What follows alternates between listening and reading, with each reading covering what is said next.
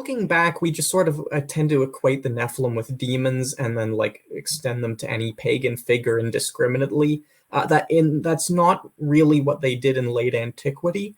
In late antiquity, and this is the Nephilim were most directly correlated with heroes. And this is following the Bible, just for the record. In the book of Numbers, the Nephilim are connected to a Canaanite version of the hero cult. So for those of you who aren't aware, in the ancient pagan world on both sides of the Mediterranean, certain mortals ended up as the center of cultic activity. They were considered to be demigods. This is the origin of the English word hero. Don't worry about using it nowadays, but when we talk about hero, when you see hero in ancient Greek, it's not referring to like a brave or great man. It's referring to somebody who turned into a god, or half a god. Sorry, he turned into a specific type of entity. But there was profound moral ambiguity around this figure. Like, or it was just originally it was just entities picked by like Zeus. Zeus was like, "Oh, you're good. You're a hero." And like Homer, like the individuals in Homer are bloodthirsty. Like the Iliad is a record of cruel, vicious individuals. And this is made so obvious that a number of people have concluded the Iliad was satire.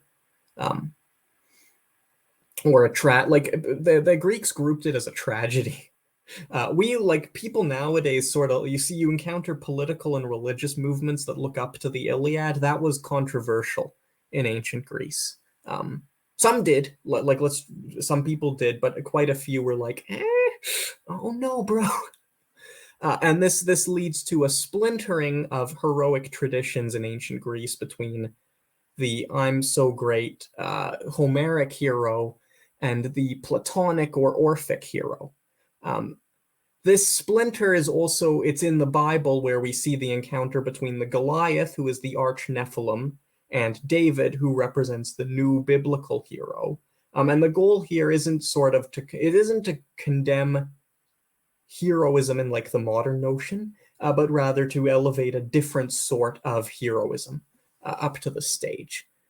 Similar to, like, this is what the cult of the saints appears very early in Christianity. What's most important for our discussion is that by late antiquity, heroes of the Homeric sort were connected not just in the eyes of Jews and Christians to the Nephilim, but in the eyes of Sumerians, what few remained, and Greeks and Romans.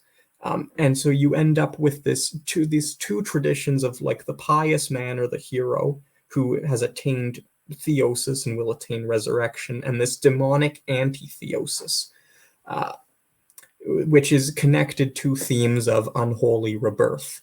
So the Manichaeans, for example, referred in the Manichaean Book of Giants, which it's basically a word-for-word copy of the Jewish Book of Giants, which is also in Qumran, so way, way, way before Jesus.